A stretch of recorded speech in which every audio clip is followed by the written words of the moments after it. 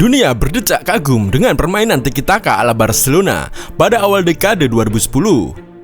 Apalagi, Blaugrana mampu menyapu bersih 6 trofi besar pada musim 2009. Tidak heran, klub asal Catalonia tersebut dianggap sebagai yang terbaik di dunia saat itu. Hal tersebut tidak luput dari peran sang pelatih Blaugrana saat itu, Josep Guardiola. Tapi perlu kalian tahu, pada tahun 2007, Pep Guardiola hanyalah seorang pelatih di Akademi Muda Barcelona dan belum pernah menangani tim senior. 1 tahun kemudian, ia diberi kesempatan menjadi pelatih utama Barcelona. Dalam 1 musim saja, ia berhasil mengubah tim tersebut menjadi salah satu tim sepak bola terbaik sepanjang masa. Dalam 4 tahun kepemimpinannya, Guardiola memecahkan banyak rekor, menciptakan gaya permainan yang mengubah dunia sepak bola, dan mengasah seorang pemain Argentina kecil menjadi pesepak bola terbaik di dunia. Tapi, bagaimana ia melakukannya? Bagaimana mungkin seorang pelatih yang belum terbukti bisa mengubah Barcelona yang kala itu dalam masa sulit menjadi tim paling ditakuti? Untuk memahami bagaimana semuanya bermula, kita harus melihat kembali ke masa lalunya. Pep Guardiola lahir pada 18 Januari 1971 di Catalonia. Pada usia 13 tahun, ia bergabung dengan La Masia, Akademi Muda Barcelona yang sangat terkenal. Di sana, bakat dan visinya di lapangan segera dikenali. Guardiola terus berkembang hingga menjadi gelandang tengah dengan gaya bermain yang sangat khas. Dia bukanlah pemain yang tercepat atau terkuat secara fisik, tetapi ia memiliki keistimewaan dalam memahami permainan lebih baik daripada siapapun. Kemudian, kemampuan inilah yang membuatnya selalu menonjol sepanjang karirnya.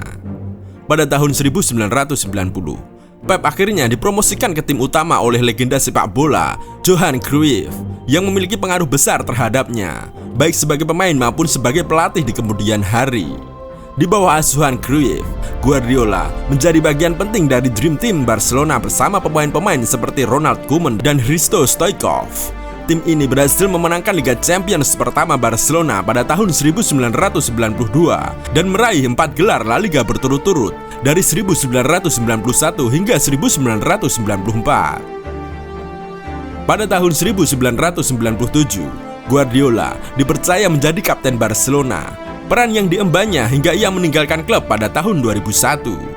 Setelah itu, ia melanjutkan karir bermainnya di Italia bersama Brescia dan AS Roma, sebelum pindah ke Al Ahly di Qatar, dan akhirnya bergabung dengan Dorados di Meksiko, tempat ia mengakhiri karirnya sebagai pemain.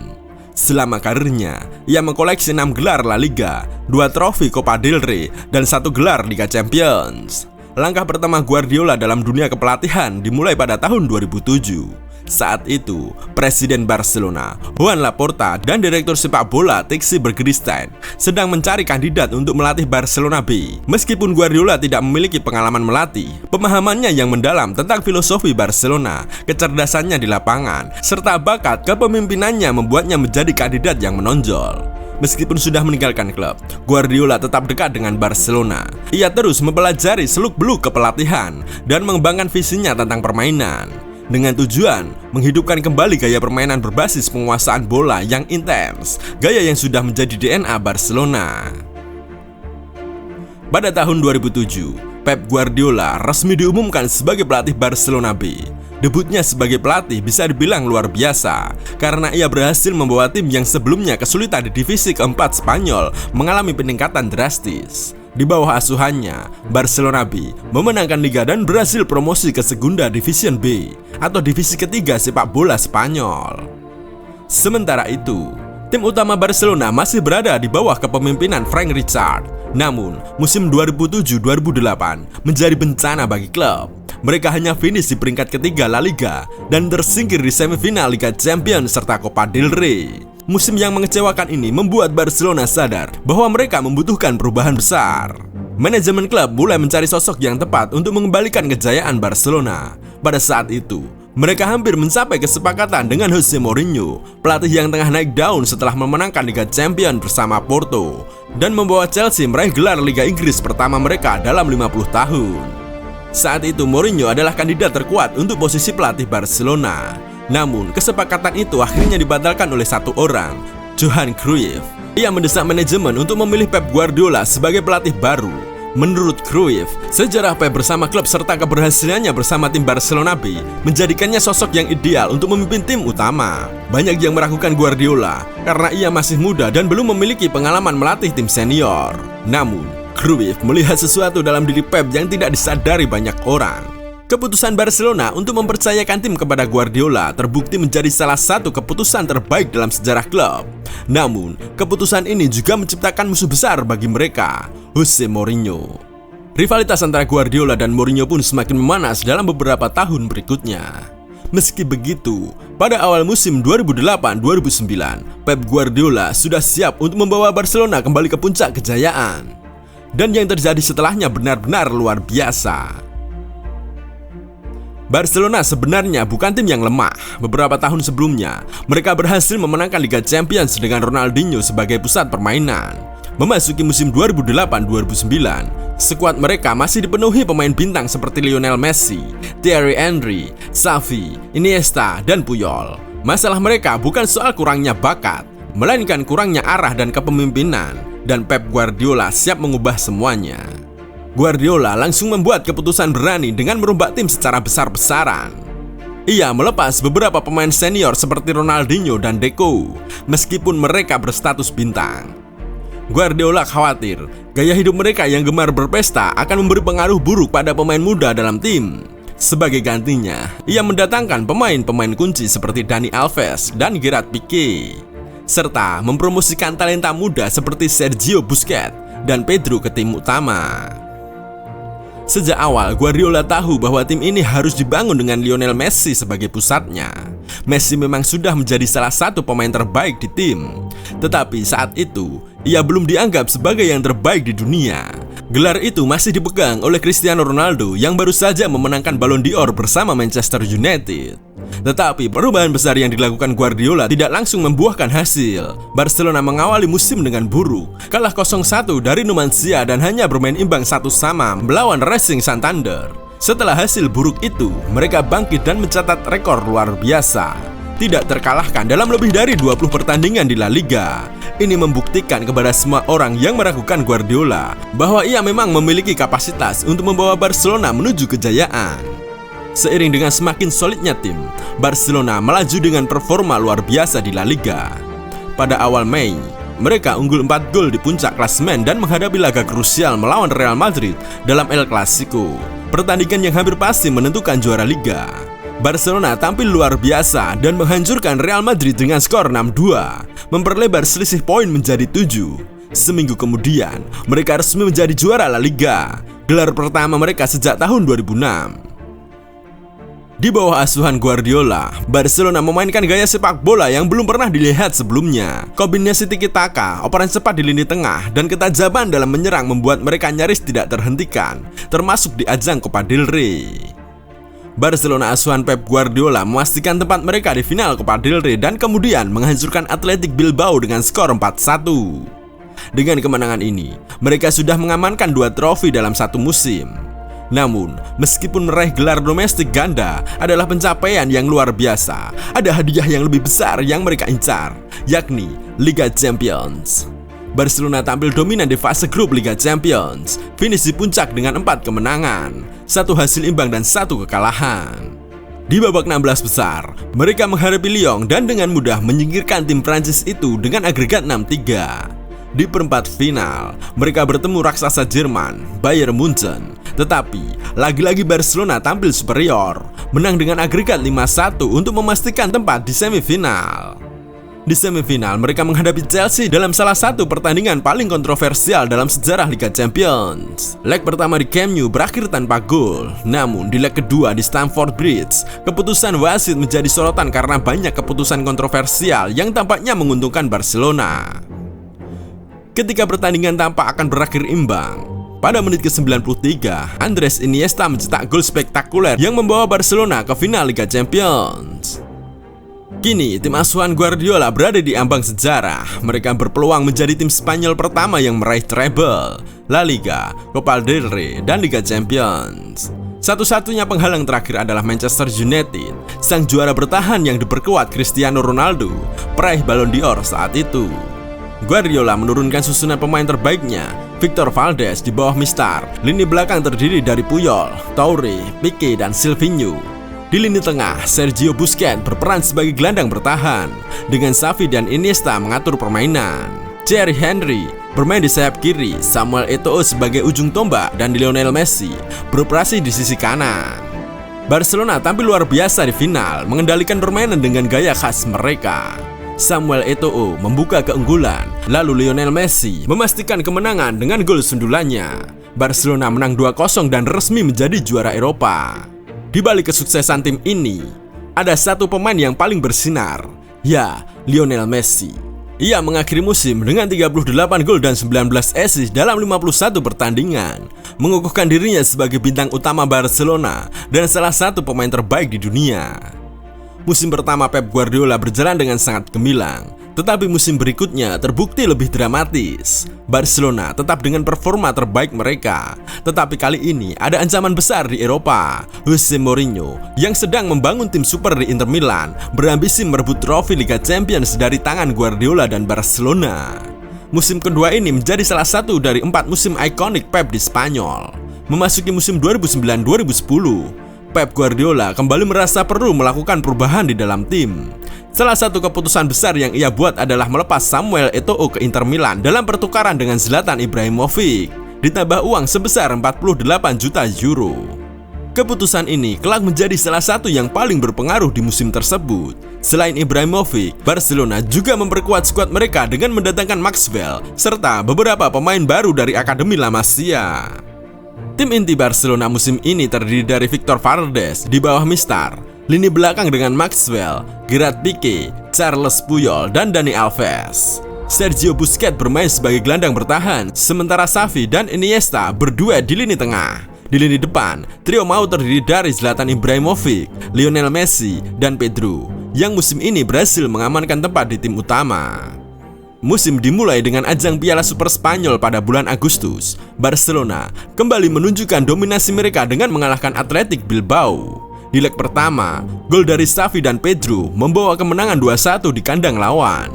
Di leg kedua di Camp Nou, Barcelona tampil perkasa dengan kemenangan 3-0 berkat 2 gol dari Messi dan 1 gol dari Busquets.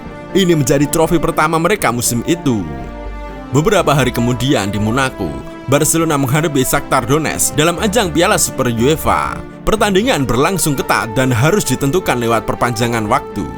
Pedro menjadi pahlawan dengan mencetak gol kemenangan, membawa Barcelona meraih trofi kelima mereka di tahun 2009. Di La Liga, Barcelona memulai musim dengan sangat baik, mengalahkan Sporting Gijón 3-0 di laga pembuka. Mereka terus mempertahankan momentum hingga paruh pertama musim, mencatat rekor tak terkalahkan dalam 21 pertandingan pertama Liga. Barcelona kembali melaju dengan dominasi penuh dalam perburuan gelar La Liga kedua mereka di bawah Guardiola.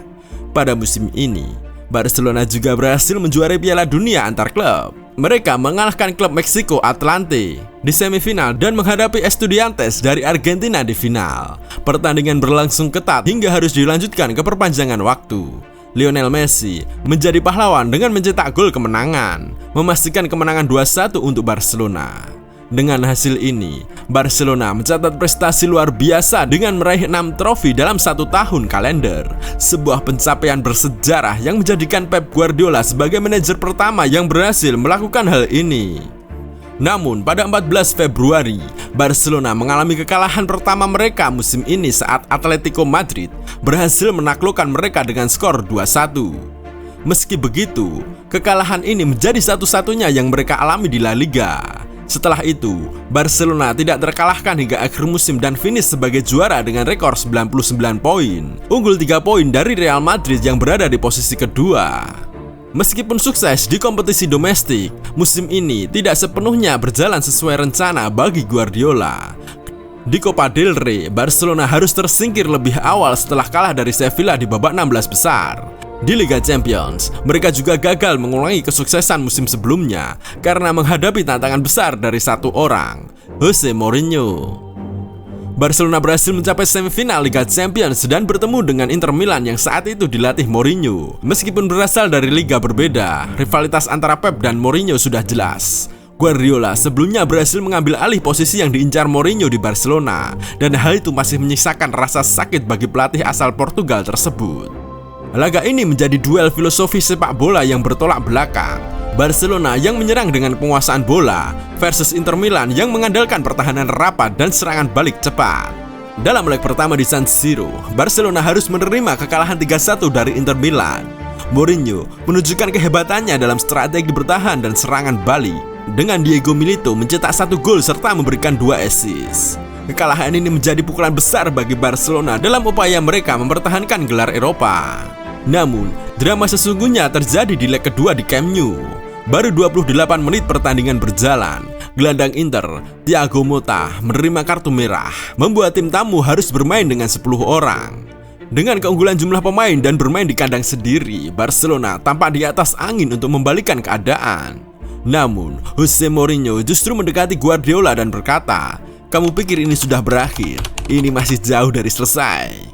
Inter langsung menerapkan strategi bertahan total, menutup ruang bagi Messi dan para pemain Barcelona untuk menciptakan peluang. Meski Gerard Pique sempat mencetak gol di menit-menit akhir, Inter tetap bertahan dengan kokoh. Ketika peluit panjang berbunyi, Mourinho berlari di sepanjang lapangan sambil mengangkat jarinya ke udara, merayakan keberhasilan Inter melaju ke final Liga Champions di depan Guardiola. Inter Milan akhirnya menjuari Liga Champions musim itu, dan kemenangan mereka banyak dipengaruhi oleh peran Samuel Eto'o, pemain yang sebelumnya ditukar Guardiola dengan Zlatan Ibrahimovic di awal musim. Ironisnya, Eto'o bersinar di Milan, sementara Ibrahimovic justru mengalami masalah besar di Barcelona. Hubungannya dengan Guardiola memburuk sepanjang musim, hingga akhirnya mereka benar-benar berseteru. Meski gagal di Liga Champions dan Copa del Rey, musim ini tetap bisa dianggap sukses bagi Barcelona. Mereka menutup musim dengan 4 trofi dan berbagai penghargaan individu. Xavi dinobatkan sebagai playmaker terbaik dunia 2009, sementara Messi dan Iniesta masing-masing menempati posisi kedua dan keempat dalam kategori yang sama. Guardiola sendiri meraih penghargaan pelatih klub terbaik dunia 2009. Menjelang musim 2010-2011, Guardiola menandatangani perpanjangan kontrak 1 tahun dengan Barcelona. Kali ini, ia bertekad untuk tidak lagi kalah di Eropa. Memulai musim ketiganya dengan penuh ambisi, Guardiola langsung membuat gebrakan dengan mendatangkan striker Spanyol, David Villa dari Valencia seharga 40 juta euro, serta gelandang bertahan tangguh, Javier Mascherano dari Liverpool dengan nilai transfer 24 juta euro. Guardiola kemudian melepas bek tangguh asal Ukraina, Dmytro Chigrinsky, serta gelandang andalannya Yaya Toure yang pindah ke Manchester City, meskipun Pep sebenarnya ingin mempertahankannya. Pada Agustus, 2 pemain bintang lainnya juga meninggalkan klub, Thierry Henry yang bergabung dengan MLS, serta Zlatan Ibrahimovic yang kembali ke Serie A setelah hubungannya dengan Guardiola memburuk. Barcelona memulai La Liga dengan penuh percaya diri, tetapi mereka segera menghadapi tantangan besar pada bulan September. Lionel Messi mengalami cedera pergelangan kaki setelah mendapat tackle brutal dalam pertandingan melawan Atletico Madrid. Meskipun begitu, Barcelona tetap menang 2-1. Beruntung, Messi hanya absen selama 2 minggu dan segera kembali untuk membuktikan kualitasnya bersama tim. Pada pertengahan November, El Clasico yang ikonik melawan Real Madrid berlangsung di Camp Nou. Dalam pertandingan ini, Barcelona menghancurkan Real Madrid dengan skor telak 5-0, menampilkan kehebatan mereka dalam tiki-taka dan membuktikan mengapa Messi, Xavi, dan Iniesta dianggap sebagai pemain terbaik dunia. Namun, yang membuat kemenangan ini semakin spesial adalah kenyataan bahwa Jose Mourinho kini menjadi pelatih Real Madrid. Mourinho datang ke La Liga dengan ambisi besar, menghidupkan kembali rivalitasnya dengan Guardiola dan menggulingkan dominasi Barcelona. Tetapi, Pep tidak membiarkan hal itu terjadi. Barcelona mempermalukan Real Madrid yang saat itu diperkuat para pemain bintang seperti Cristiano Ronaldo, Angel Di Maria, dan Kaká. Kekalahan ini begitu memalukan bagi Real Madrid hingga presiden klub saat itu menganggapnya sebagai pertandingan terburuk dalam sejarah Madrid. Kemenangan telak ini juga membuat Blaugrana memimpin La Liga dengan selisih 2 poin dari Los Blancos, menyiapkan panggung untuk persaingan ketat dalam perebutan gelar juara. Di penghujung tahun, para pemain Guardiola kembali meraih penghargaan individu. Messi, Xavi, dan Iniesta diumumkan sebagai 3 finalis Ballon d'Or, dengan Messi akhirnya dinobatkan sebagai pemenang untuk tahun keduanya berturut-turut. Memasuki tahun baru, Barcelona semakin mantap dalam perburuan gelar di berbagai kompetisi. Sayangnya, rekor tak terkalahkan Barcelona harus berakhir setelah dikalahkan oleh Real Betis di Copa del Rey.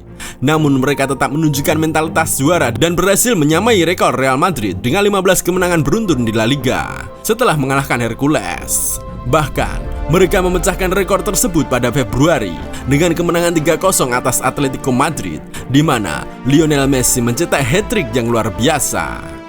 Barcelona juga melaju ke final Copa del Rey setelah mengalahkan Almeria. Di partai puncak, mereka kembali berhadapan dengan Real Madrid dalam duel klasik antara Pep Guardiola dan Jose Mourinho. Tetapi, dalam pertandingan yang berlangsung ketat, Cristiano Ronaldo mencetak gol kemenangan di babak perpanjangan waktu lewat sundulan kuat hasil umpan silang dari Angel Di Maria.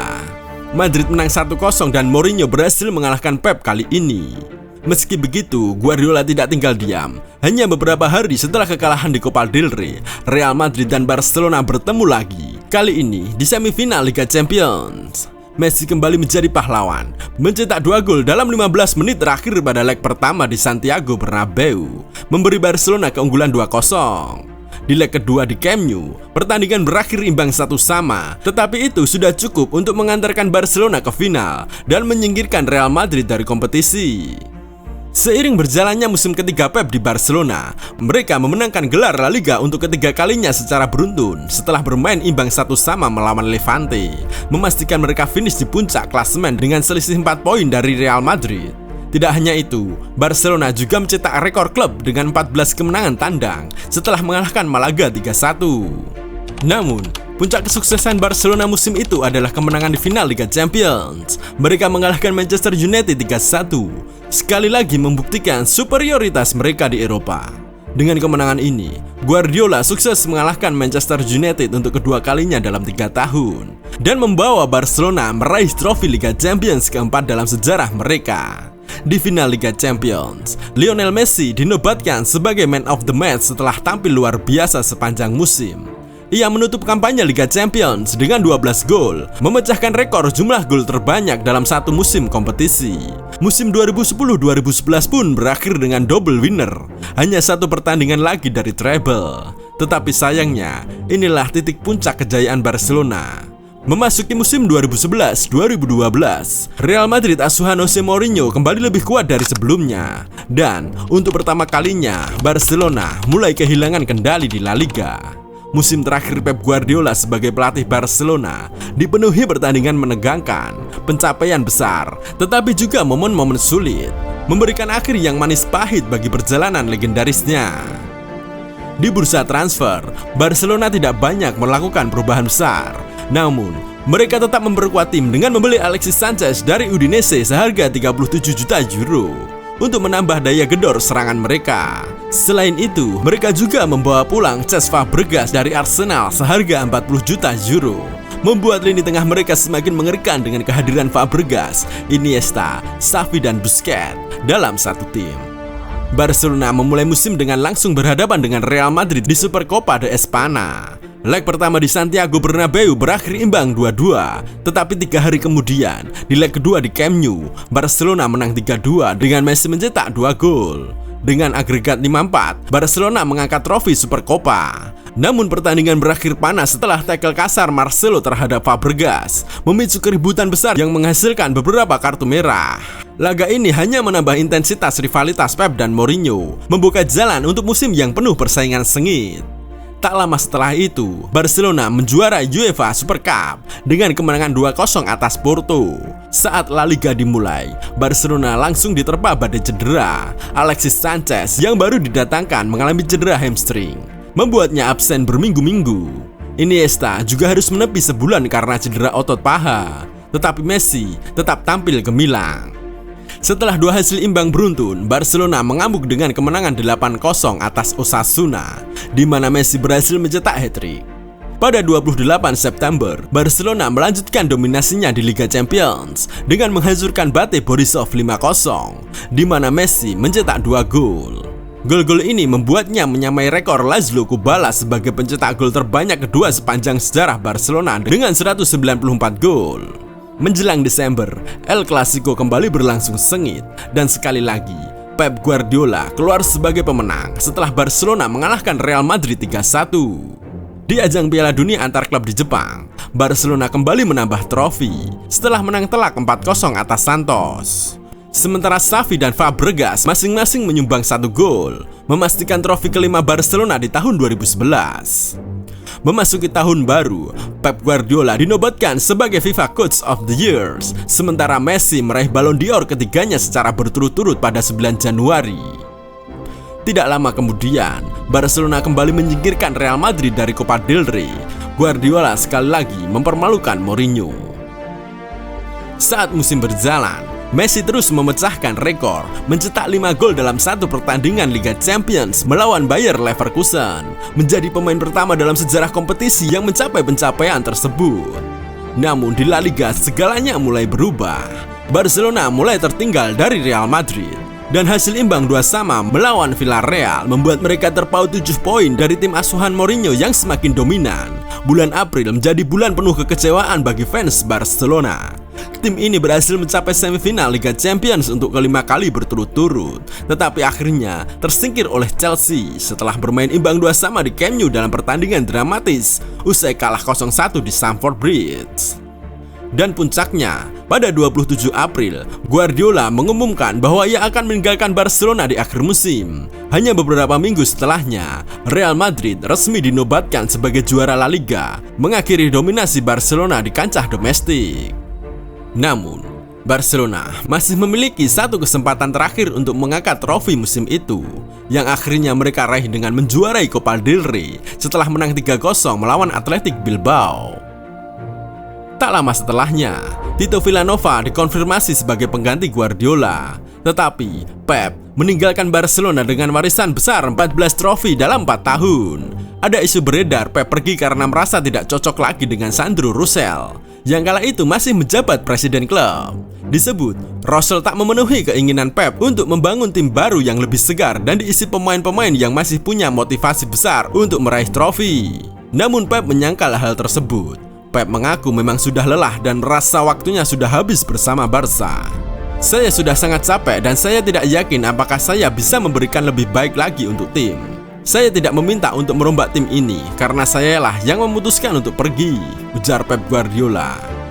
Meskipun perpisahan dengan klub yang membesarkan namanya terasa berat, Guardiola tidak berhenti di situ. Ia melanjutkan karirnya dengan kesuksesan luar biasa di Bayern Munchen dan Manchester City. Terima kasih sudah menonton dan sampai jumpa di video selanjutnya.